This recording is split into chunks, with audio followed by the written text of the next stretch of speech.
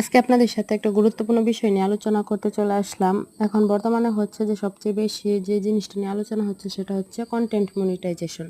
তো আপনারা আসলে কিভাবে কনটেন্ট মনিটাইজেশন পাবেন, কি করলে পাবেন না পাবেন, আজকে ভিডিওটা সম্পূর্ণ দেখলে আশা করি সেটা বুঝতে পারবেন। আমি আসলে আমার কথার ভিডিওর ফাঁকে ফাঁকে আপনাদেরকে কনটেন্ট মনিটাইজেশন বিষয়ে একটু ধারণা দিব। আমি কিন্তু হচ্ছে যে আমার একটা ফেসবুক আইডি আছে, আর সেটাতে হচ্ছে 3টা পেজ। আর ফেসবুক পেজগুলোতে আমি কিন্তু স্টার সেটআপ পাইছি, কিন্তু আমার যে মেইন প্রোফাইল আফরোজ আক্তার বৃষ্টি, ওটাতে হচ্ছে আমি কন্টেন্ট মনিটাইজেশন পেয়েছি। কিন্তু কন্টেন্ট মনিটাইজেশনটা আসলে কি? কন্টেন্ট মনিটাইজেশন হচ্ছে যে আপনি যদি কন্টেন্ট মনিটাইজেশন পান আপনার ফেসবুক আইডি বা পেজে, তাহলে হচ্ছে যে আপনি যে ফেসবুকে বিভিন্ন প্রকার ছবি, স্টোরি ইত্যাদি যেগুলো আপলোড দেন, সেগুলোর বিনিময়ে আপনি হচ্ছে যে ভিউয়ের ভিত্তিতে আপনাকে ফেসবুক মানে মেটা একটা ইনকাম দিবে। সেটা হচ্ছে যে ডলারে দিবে।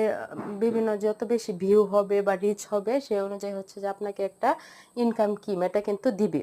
তো এই জন্য আপনাকে যেটা করতে হবে সেটা হলো যে, অনেকে অনেক কিছু বলে, আসলে তেমন কিছুই না। আপনি যেটা করবেন সেটা হচ্ছে যে আপনি একদম অরিজিনাল যে ছবি ভিডিওগুলো আছে অন্য কারো থেকে না নিয়ে আপনি একদম অরিজিনাল আপনি নিজে যে ছবিটা তুলেছেন, নিজে যে ভিডিওটা করেছেন সেগুলো দেন। আর হচ্ছে যে আপনি নিয়মিত ফেসবুকে কি অ্যাক্টিভ থাকেন, অন্যদের পোস্টে কমেন্ট করেন, লাইক করেন, তাদের হচ্ছে যে যারা স্টার